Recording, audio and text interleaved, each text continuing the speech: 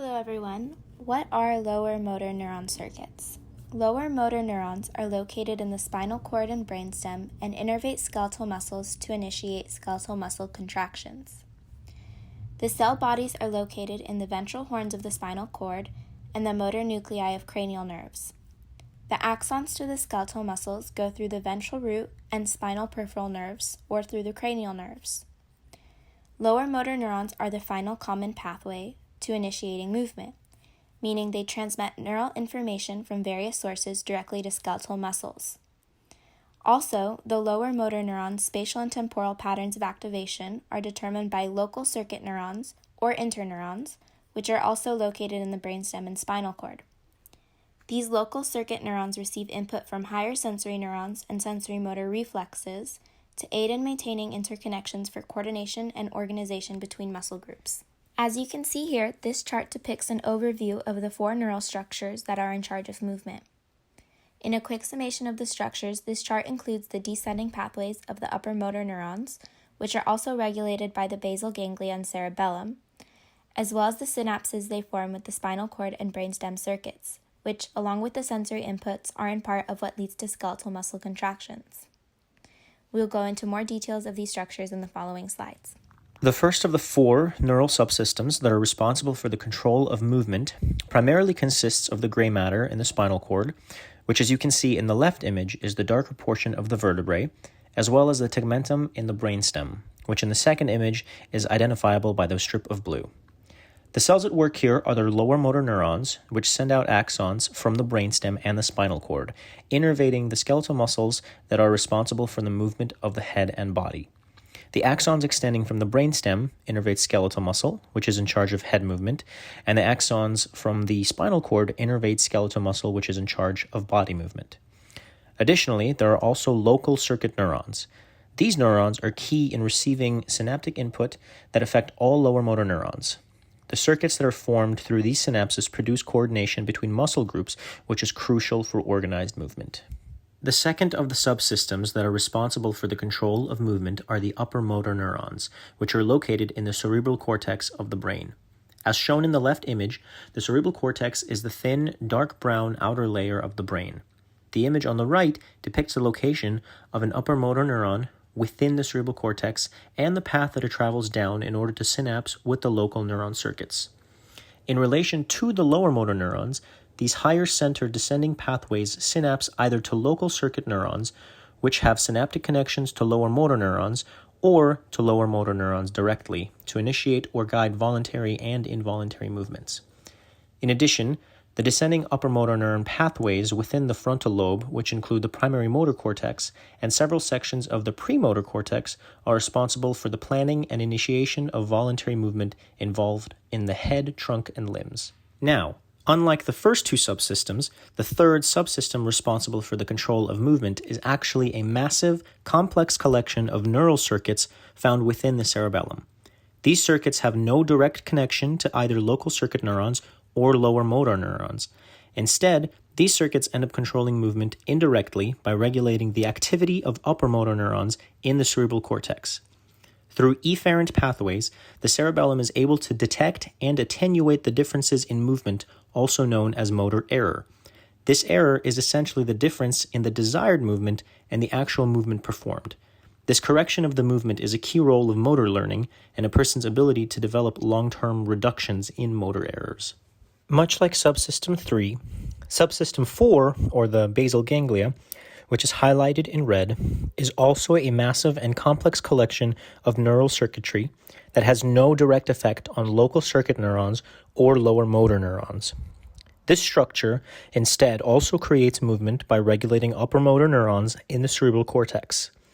This regulation is accomplished by preventing the upper motor neurons from initiating unwanted movement and instead preparing motor circuits for initiation of those movements. Moving on to the relationship between motor neurons and musculature, a lower motor neuron will innervate muscle fibers within a single muscle. The lower motor neurons, which innervate the muscle, form rod-shaped clusters that run parallel to the long axis of the spinal cord for either a singular or for multiple spinal cord segments.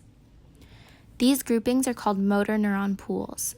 These motor neuron pools form an arrangement or display a topography of the ventral horn that provides a spatial map of the body's musculature. This means that the neurons form a somatotropic organization, meaning that each specific point or motor neuron pool corresponds to a specific area of the body or muscle. In the first picture, you can see an example of the lower motor neurons forming the motor neuron pools. And the second picture is a chart to help you think about how the neurons are mapped. The motor neurons that are located more medially innervate the axial musculature that supports postural control.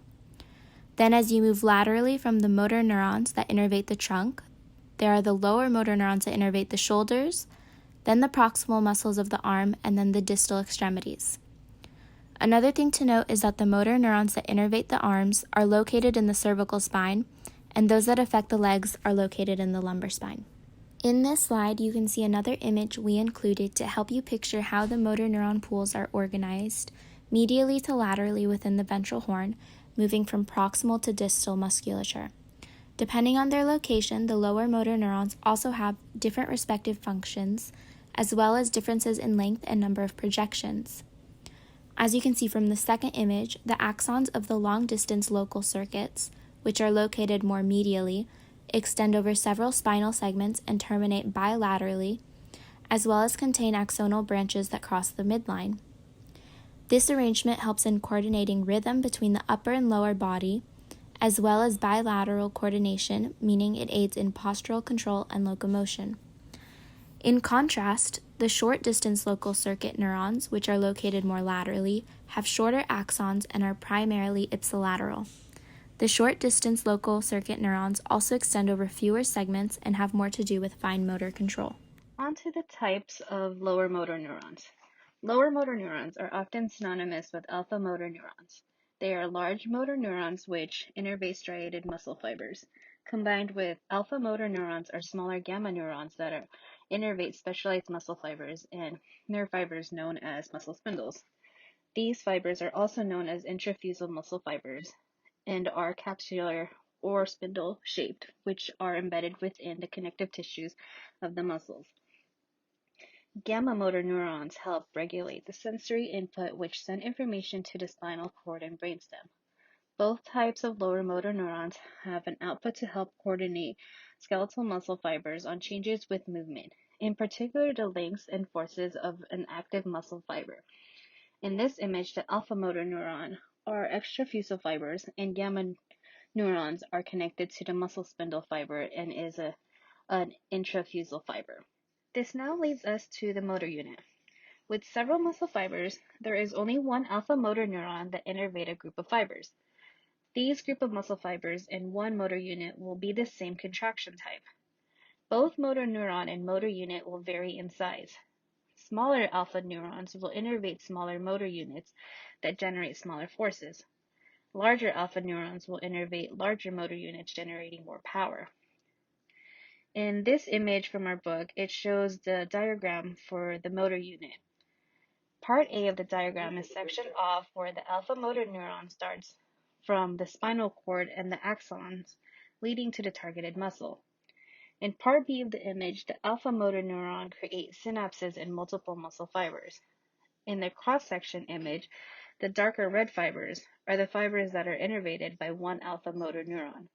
The alpha motor neuron and the muscle fibers at the end of the axon terminals are one motor unit as a whole. Since motor neurons and motor units vary in sizes, there would be three different types. The first type is slow motor units, which have a low force, slow contraction speed, and is high fatigue resistant. In most skeletal muscles, smaller motor units, mostly the small fibers, which are red muscle fibers, contract slowly with smaller forces. Although smaller, they are rich in myoglobin, mitochondria, and capillary beds, in which make them more resistant to fatigue. These motor units are good for activities that require more sustained contractions, such as upright posture. The second type is fast fatigable motor units, which have a high force, fast contraction, and high fatigue. Large alpha motor neurons innervate large pale muscles fibers that would create a greater force production, but these fibers have less mitochondria, therefore will fatigue faster. Fast fatigable motor units would be used for activities like running or jumping. The third type is fast fatigable resisted motor units, which have an intermediate force, fast contraction, and fatigue resistant. Fast fatigue resistant motor units are intermediate size and are not as fast fatigable motor units, but still generates twice the force used in slow motor units. It could be still used for activities like running, but depending on how long or how much force is needed for the contraction movement. This motor unit has an intermediate amount of mitochondria, therefore is fatigue resistant, but less resistant than slow motor units. The image given is an example of the force and fatigability of the three different types of motor units. The size principle is when more force is needed, more units are recruited in a precise order according to the magnitude of their force output, with small units being recruited first, therefore exhibiting a task-appropriate recruitment. The order of recruitment starts with slow motor units, then fast fatigue-resistant motor units, and lastly, fast fatigable motor units. In figure 16.7 shows an example of the size principle and the recruitment of the motor units used in a cat's gastrocnemius. It begins with at a smaller fraction of about 5% of the total force needed for a cat to stand, and begins to recruit more force at about 25%, in which the fast fatigue-resistant motor units are needed for the start of walking and running. Only with galloping and jumping in short periods of time, the fast fatigable motor units are then recruited. Motor unit plasticity is defined as motor neurons along with their muscle fiber groups having the ability to physically and functionally change as a result of age, physical activity, and other factors. In this slide, the image shows a cat's gastrocnemius muscle fiber before and after chronic stimulation. This implies the potential for change with neuromuscular adaptations to the physical exercise and resistance training. An individual participating in resistance training will activate more fast fatigable motor units in the beginning. With time, as neuromuscular adaptations form, fast fatigable motor units will not be recruited as quickly, and slower motor or fast fatigable resistant motor units are mostly used. Therefore, motor units plasticity has the ability to change physical and functional ability of motor neurons and their muscle fiber groups. With motor neuron recruitment, as the frequencies of the stimulation increases, so do the twitches that occur in the muscle fibers, which thus result in greater force production. As the firing rate increases from single muscle twitches to temporal summation, you can observe how each resulting muscle twitch adds to the next muscle twitch, eventually leading to progressively higher force production. Eventually, the muscle fibers activate by the action potentials do not have time to relax, which then leads to fused tetanus, in which the resulting tension is constant and the force production is highest. Here in this slide is another example depicting firing rate coinciding with voluntary force production. As the force being produced is increasing, you can see how there are both more motor units being recruited as well as an increase in firing rate. Looking into muscle stretch reflexes, we're going to quickly go back to recapping on the muscle spindle. Muscle spindles are stretch receptors that detect change in length of the muscle. On the image on the left, you can see how the muscle spindle is composed of 8 to 10 intrafusal fibers. There are two types of intrafusal fibers, nuclear bag fibers and nuclear chain fibers. Sensory axons coil around the middle of the intrafusal fibers, and they are typically divided into type 1A afferents, which have annulospiral primary endings, and group 2 afferents, which have flower spray endings. As conduction speed directly correlates to diameter, group 1A and 2 afferents, which have the largest axons and peripheral nerves, have very fast reflexes in response to muscle stretch. To differentiate between group 1A and 2 afferents, group 1A afferents respond to velocity, so in other words, they react to signals from small movements which are transduced by dynamic nuclear bag fibers. Whereas group 2 afferents, innervating static nuclear bag fibers, responds to sustained positions dependent on the degree of the stretch. Continuing with muscle stretch reflexes, specifically the monosynaptic reflex arc or the myotatic reflex. As you can see from the first image on the left, the sensory neurons form monosynaptic excitatory connections with the lower motor neurons in the ventral horn that are also innervating the same homonymous muscle. There are also intervening local circuit neurons called reciprocal 1A inhibitory interneurons that synapse with lower motor neurons in antagonist muscles. During the stretch, a process called reciprocal innervation occurs in which the stretched muscle rapidly contracts along with simultaneous relaxation of the agonist muscle. This principle is a type of negative feedback loop that leads to rapid adjustment of the muscle length, thus keeping the muscle at the desired length. This process is unique in that the sensory neurons of the peripheral nerves are synapsing directly to the lower motor neurons. When bringing in together the other subsystems, the lower motor neurons are triggered by the 1A sensory axons, which are also mediated by the group 2 afferents. To maintain muscle tone and the desired muscle length, the descending pathways of the upper motor neurons affect the lower motor neuron pools. The spindles work by detecting deviations in stretch, which then adjust the reciprocal innervation of the alpha motor neurons. As for the gamma motor neurons, they work on intrafusal fiber contraction, where if dynamic gamma motor neurons are activated, group 1A afferents are enhanced. And when static gamma motor neurons activate, the group 1A afferents are reduced, or in other words, the static response increases. Both alpha and gamma motor neurons work together to allow for muscle spindle function. Gamma motor neuron activity, also known as gamma bias or gain, is affected by both local circuitry and upper motor neurons. Muscle force is generated in response to the stretch of the intrafusal fibers. So a large reflex gain means that with a small stretch, more alpha motor neurons are recruited with higher firing rates, which results in increased tension in the extrafusal fibers. A low gain means that a larger stretch is needed to produce the same tension with a larger reflex gain. This stretch gain is monitored by the higher centers to meet different functional requirements, such as during voluntary and involuntary movement. While typically being co-activated, gamma motor neurons can be operated independently of alpha motor neurons and tend to be activated to increase responsiveness in situations where movement is either difficult, requires precision, or is unpredictable. However, it's important to keep in mind that stretch reflex gain is also dependent on excitability of alpha motor neurons, local circuit inhibition or excitation of motor neurons, inhibitory interneurons, and neurotransmitters released by neuromodulatory systems in the brainstem. To better visualize this concept, on the image on the left, the alpha motor neuron is firing without gamma motor activation, leading to decreased 1A fiber response during muscle contractions.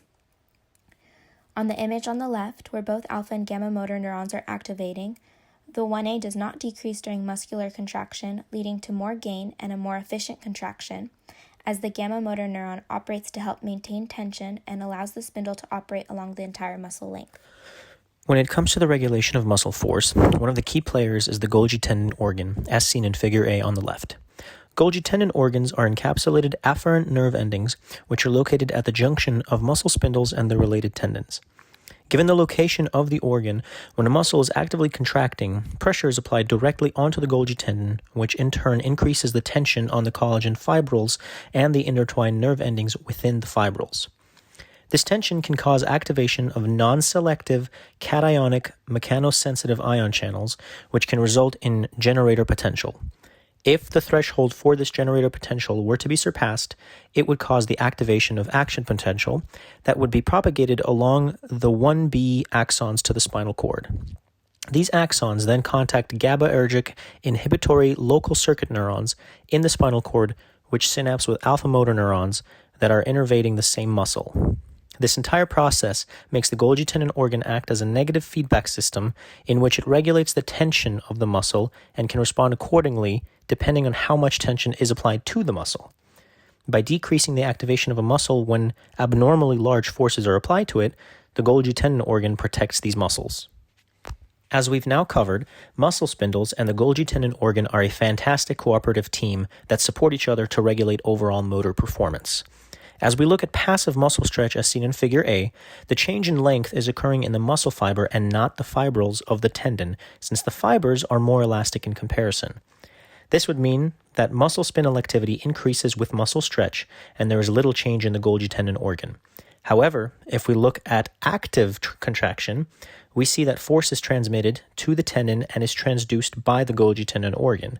This leads them to more actively fire off the 1B afferents since they are so sensitive to the change in muscle tension.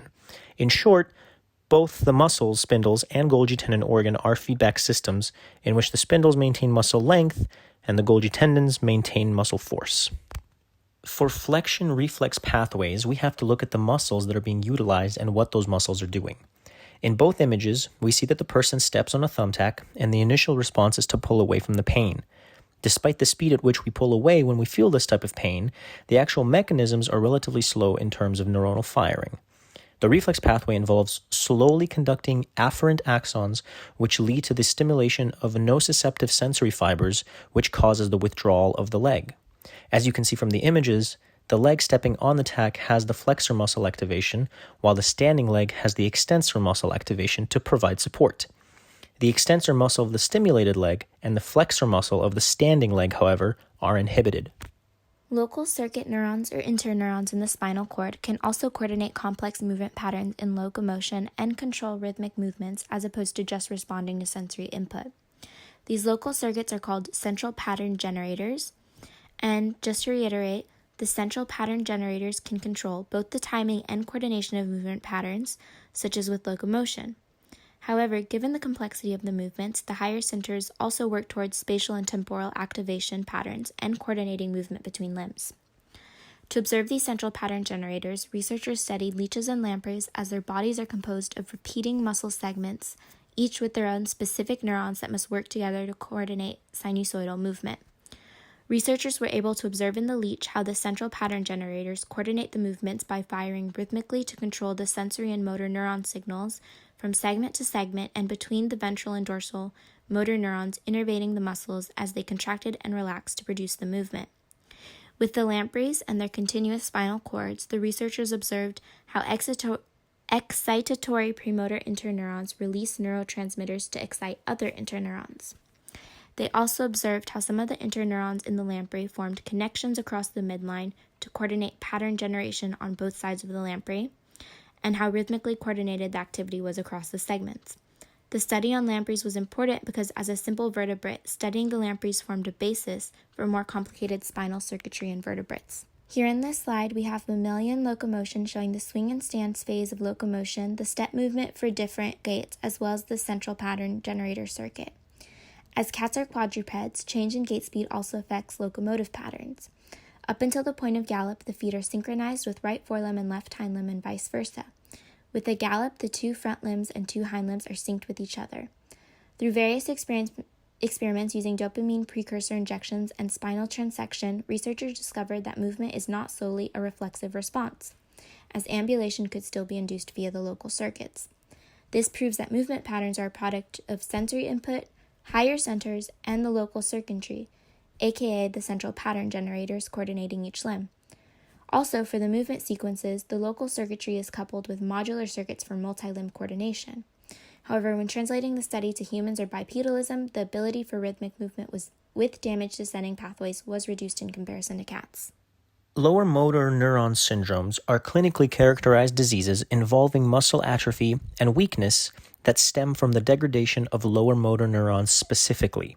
If the disease is affecting upper motor neurons alone, then it does not meet the clinical criteria to be labeled a lower motor neuron syndrome.